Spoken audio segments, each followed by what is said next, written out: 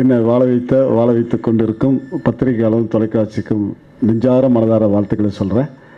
என் உயிரிலும் மேலான என் ரத்தத்தின் ரத்தமான ரசிகர்களே, இங்கே யாரும் வரலன்னு நினைக்கிறேன்.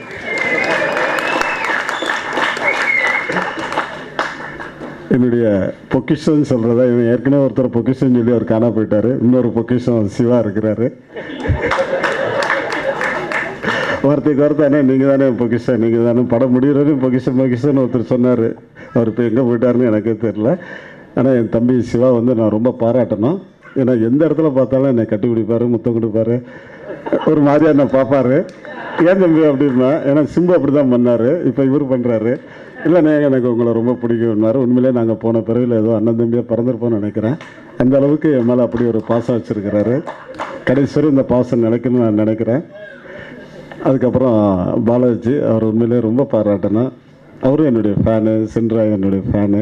இதுக்கும் மேலாக ப்ரொடியூசர் கோபிக்கு ரொம்ப நன்றி சொன்னேன். ஏன்னா கோபி வந்து ஏதோ நான் கேட்டேன், தம்பி நீங்கள் என்ன பிஸ்னஸ் பண்ணுறீங்க தம்பி? ஏன் நான் இல்லை பணத்தை வாரி இறக்கிறேன். இல்லை நான் கப்பல் அப்படியே கப்பலில் என்ன தம்பி பண்ணுறீங்க? இல்லைண்ணே கப்பல் விட்டுருக்கேன். சரி அது உண்மையாக போய் எனக்கு தெரியல. சரி விட்டுருக்காரு, சரி விடட்டு, அவர் வாட்டு விட்டு போகிறாரு, விட்டுட்டேன்.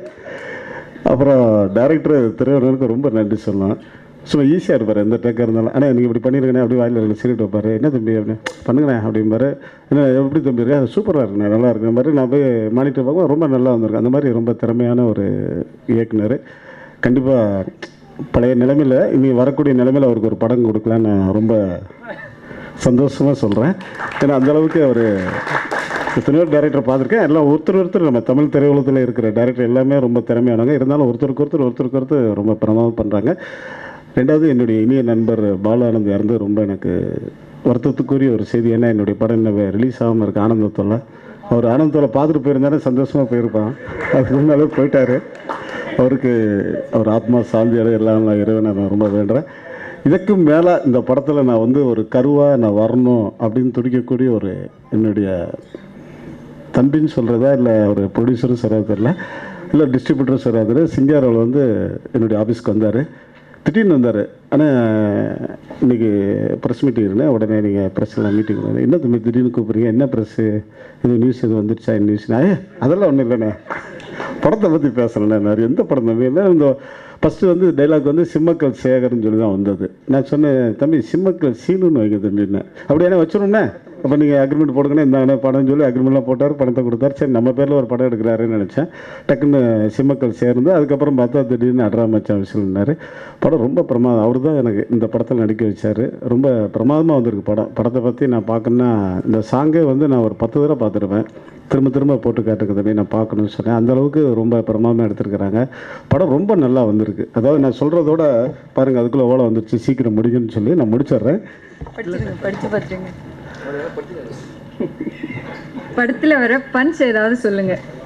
பாருங்கள், நான் வந்து லைவாக சொல்லியிருக்கேன், பஞ்சு கேட்குறாங்க. சொல்கிறேன், கண்டிப்பாக சொல்கிறேன். இந்த படம் வந்து எனக்கு இது வந்து கண்ணால் லட்டுக்கு அப்புறம் லட்டு சாப்பிட்டு திகட்டுறதுக்கு அப்புறம் இந்த படம் வந்திருக்கு. உண்மையிலே இது வந்து அதுக்கு மேலே வரும் இந்த படம். ட்ராமா வசூல் வந்து நான் வார்த்தைக்காக சொல்ல, நான் நடித்த படத்தில் இந்த படம் எனக்கு வந்து ரொம்ப சந்தோஷமான ஒரு நிகழ்ச்சியில் இந்த படத்தில் நிறைய நடந்திருக்கு. ஷூட்டிங் ஸ்பாட்டில் ரொம்ப பெருமையாக நான் நினைக்கிறேன். இந்த படத்தை ரொம்ப எதிர்பார்க்குறேன். இந்த படம் வந்தாலே எனக்கு ஒரு கிரேடு கூடுன்னு நினைக்கிறேன். ஆமாம், அந்த மாதிரி இந்த படம் வந்து திரைவண்ணன் வந்து அவ்வளோ பிரமாதமாக தம்பி பண்ணியிருக்கிறாரு. ப்ரொடியூசர் வந்து பணம் பார்க்கல, சும்மா தண்ணியாக செலவழிச்சிருக்காங்க. ஒரு சின்ன உதாரணம் மட்டும் கூட சொல்கிறேன், நீங்கள் தப்பாக நினச்சிக்க. அந்த படம் வந்து விளம்பரம் வந்து ஆரம்பத்தில் தஞ்சியில் பெருசாக போட்டாங்க. அது என் ஃபோட்டோவை பெருசாக போட்டாங்க, தம்பி ஃபோட்டோவை பக்கத்தில் போட்டாங்க. திடீர்னு பார்த்தா அவர் ஃபோன் பண்ணார் கோபி. என்ன தம்பி அப்படின்னு. ஒன்றும் இல்லைண்ணே, ஐடியிலேருந்து லெட்டர் வந்திருக்கு, உங்களுக்கு இத்தனை கோடி கட்டணுமாம்ல அப்படின்னு. தம்பி அது ஏன் படம்ல இல்லை, உங்கள் படம் தானே தம்பி அப்படின்னு. அதுக்கு தானே லெட்டர் வந்திருக்கு அப்படின்னாரு. அதான் இந்த படத்தை நான் தான் தயாரிச்சேன்னு சொல்லி ஐடியிலேருந்து லெட்டர் போட்டானுங்க. அதுலேருந்து பேப்பரில் போட்டால் வரதே இல்லை. ஏன் வரலன்னு எனக்கும் தெரியல. நான் தம்பிகிட்ட கேட்டேன், ஏன் தம்பி? அதெல்லாம் ஒன்றும் இல்லைண்ணே அப்படின்னா. எதுக்கு இதெல்லாம் சொல்கிறேன்னா, நான் என்ன பண்ணாலும் என்ன செஞ்சாலும் நான் தான் செலவழிக்கிறேன், நான் தான் அந்த படத்தை பண்ணுறேன் அப்படிங்கிறாங்க. அதெல்லாம் வந்து தவறு. என்னுடைய படம் கண்டிப்பாக நான் எடுப்பேன். அது ஜனவரிக்கு மேலே எடுக்கலான்னு ஆசைப்பட்றேன். ரெண்டாவது, என்னை ஆதரித்து என்னை நம்பி வந்தக்கூடிய ப்ரொடியூசருக்கு நான் என்றைக்குமே விசுவாசமாக உண்மையாக இருப்பேன்னு நான் சொல்ல கடமைப்பட்டிருக்கிறேன். இந்த படம் வந்து முழுக்க நகைச்சுவை கலந்த படம். இது வந்து அந்தளவுக்கு ரொம்ப காமெடியாக வந்திருக்கு. அதான் நிறைய விஷயங்கள் நான் உங்கள்கிட்ட பேசணும், இருந்தாலும் எனக்கு டைம் இல்லை. ஏன்னா அந்த இப்போ ஷூட்டிங் விட்டுட்டு தான் ஓடி வந்தேன். 2 மணி நேரம் பெர்மிஷன் கேட்டு வந்திருக்கேன். உண்மையை சொல்கிறேன், நான் ஒன்றும் பில்டப்லாம் பண்ணல. எக்மூரில் தான் ஷூட்டிங் நடக்குது. ஏன்னா நான் வந்து நிறைய பேசணும்னு நினைக்கிறேன். ஆனால் நேரம் வந்து மத்தியான நேரத்தில் எதுவுமே பேச முடியாது. ஒன்று காலையில் பேசணும், இல்லை ஈவினிங் பேசணும். இந்த டயத்தில் பேசி பாவம் நீங்கள் எல்லாம் பசியில் உட்காந்துருப்பீங்க. அதனால் என் பேச்சை சுருக்கமாக சொல்கிறேன். இதில் வந்து டைலாக் வந்து எனக்காகவே எடுத்துருக்குறாங்க. பஞ்சு டைலாக்லாம் அரிசி அரைச்சாதான்டா மாவு, பவரை பறிச்சா சாவு அப்படின்னு சொல்ல மாதிரி ஒரு டைலாக். அதை வந்து இதுக்காகவே ஒரு நாள் ஷூட்டிங்கே எடுத்தாங்க. இதுக்காகவே இந்த டைலாக் சொல்கிறதுக்காகவே அந்த அளவுக்கு டெவலப் பண்ணி கொடுத்துருக்குறாங்க. இதை வந்து யார் மனசையும் புண்படுத்தாமல் இந்த படத்தை வந்து கற்பனையில் தான் எடுத்தாங்க. ஏன்னா ஒரு சிலர் நினைக்கிறாங்க யாரோ ஒரு பெரிய நடிகரை வந்து பாதிக்கிறோம். அதெல்லாம் ஒன்றுமே கிடையாதுங்க. அது வந்து சும்மா சினிமா, யாரை வேணாலும் கலாய்க்கலாம் சினிமாவில். நாங்கள் எங்கள் வேலை அவங்களுக்கு கொடுத்தாங்க, நாங்கள் செஞ்சு கொடுக்க. அதனால் இது வந்து ஒருத்தரை பாதிக்கிற மாதிரிலாம் இது எதுவுமே இல்லை. முழுக்க முழுக்க அந்த கதை வந்து காமெடி கதை.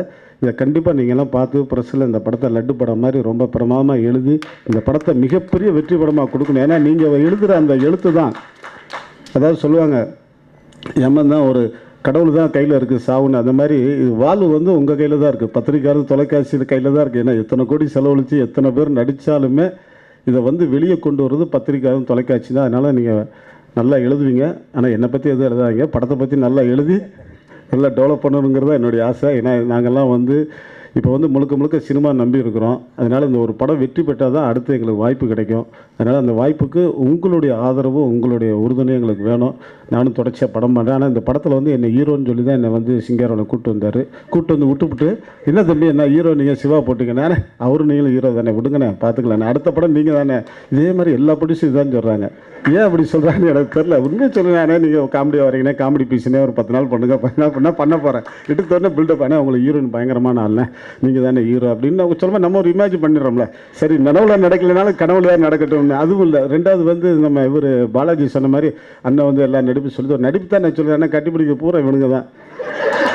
ஆனால் எப்படி நான் பண்ணேன் அப்படிமா இவங்க கட்டிப்பி. ஆனால் இந்த படத்தில் ஒரு இது என்ன பாருங்க, எனக்கு ஹீரோயினே இல்லை. எல்லா படத்துலையும் எனக்கு ஹீரோயின் கிடையாது. சும்மா தனி ட்ராக்காக கொண்டு வந்துடுறாங்க.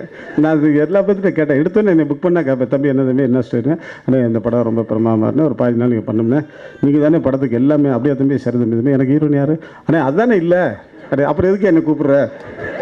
இல்லைண்ணே நீங்கள் வாங்கண்ணே, நீங்கள் நடிச்சு கொடுக்கணும், நீங்கள் நடித்தா தானே ஃபேன்ஸ்லாம் நிறையா வருவாங்க பார்ப்பாங்க. அப்படியே அதுமாதிரி சார் தம்பி நடிச்சு கொடுக்குறேன். அது மாதிரி பாலாஜி சொல்கிறது வந்து ஒன்லி நடிப்பு தான். நம்ம வந்து அவர்கிட்ட சொல்கிறோம், தம்பி இப்படி பண்ணுங்க அப்படி பண்ணு, அவர் மற்றதெல்லாம் அவர் பார்த்துக்கிறாரு. சில விஷயம் தான் கண்டுக்கிறார், சில விஷயம் அவராக பண்ணிக்கிறார். அதனால் அவர் பண்ணுறது ஹீரோ பண்ணுறதுலாம் நம்ம கண்டுக்கல. கொடைக்கானல் போகும்போது கூட்டி போகிறேன்னாரு ப்ரொடியூசர். நானும் அவளாக இருந்தேன், சரி வெயிலாக இருக்குது கொடைக்கானல் போய் ஒரு 10 நாள் இருப்பான்னு. ஆனால் கூப்பிட்றேன்னு கொடைக்கானல் முடிஞ்சோன்னே, ஆனால் கொடைக்கானல் ஷூட்டிங் முடிச்சுன்னா அடுத்து கீழே என்ன மாதிரி என்ன தம்பி கீழே மேலேன்னு சொல்லி சரி விடுங்க தம்பி அப்படின்பா. இந்த மாதிரி எல்லாம் ஒரு மாதிரி சொல்கிறாங்க, ஆனால் நடக்கிறது வேறு மாதிரி இருக்கும். பரவாயில்ல, இருந்தாலும் படத்தை வந்து பிரமாதமாக கொண்டு வந்துட்டாங்க. அந்த அளவுக்கு ரொம்ப நன்றி. ரெண்டாவது எடிட்டர் வந்து ரொம்ப நல்லா பண்ணியிருக்காரு. ஏன்னா ஒரு ப்ரொடியூசர் சலீம் சொன்னார், ஆனால் இந்த இது ரொம்ப சூப்பராக பண்ணியிருக்கிறாருன்னு. அந்த மாதிரி எடிட்டராக இருந்தாலும் மியூசிக் டைரக்டராக இருந்தாலும் கேமராமேனு சொல்லவே வேணாம். பார்த்தீங்கன்னா நீங்களே ஆச்சரியப்படுவீங்க. அந்த அளவுக்கு ரொம்ப நல்லா பண்ணியிருக்காரு. நான் ஸ்ரீராம் கேமராமேன்லேருந்து இவர் வரையும் நான் பண்ணியிருக்கிறேன். ரொம்ப பிரமாதமாக இருக்கும். நல்ல கேமரா நல்லா அவர்லாம் எதிர்காலம் இந்த படத்தை பண்ணால் அடுத்த படம் கண்டிப்பாக நமக்கு நிறைய வாய்ப்பு வரும் நான் ரொம்ப நம்புகிறேன். இந்த நம்பிக்கையும் இந்த எங்களுடைய விடாமுயற்சி எங்களுடைய உழைப்புக்கும் பத்திரிக்கையாளர் தொலைக்காட்சி தான் அதுக்கு பதில் சொல்லணும். நீங்கள் தான் நல்லா எழுதி இந்த படத்தை ப்ரொமோட் பண்ணி மக்கள் மத்தியில் கொண்டு போகிறது உங்களுடைய கடமை. நீங்கள் கண்டிப்பாக கொண்டு போவீங்க. இன்றைக்கி நான் பவர் ஸ்டார் காரணமே நீங்கள் தான். அதை இன்றைக்கி நான் என்றைக்கு வாழ்நாளில் மறக்க மாட்டேங்கன்னு சொல்லி எனக்கு பேச வாய்ப்பளித்து அனைத்து உள்ளவங்களுக்கும் நெஞ்சங்களுக்கும் நெஞ்சார மனதார வாழ்த்துக்கள் விடைபெறுகிறேன். நன்றி நன்றி நன்றி.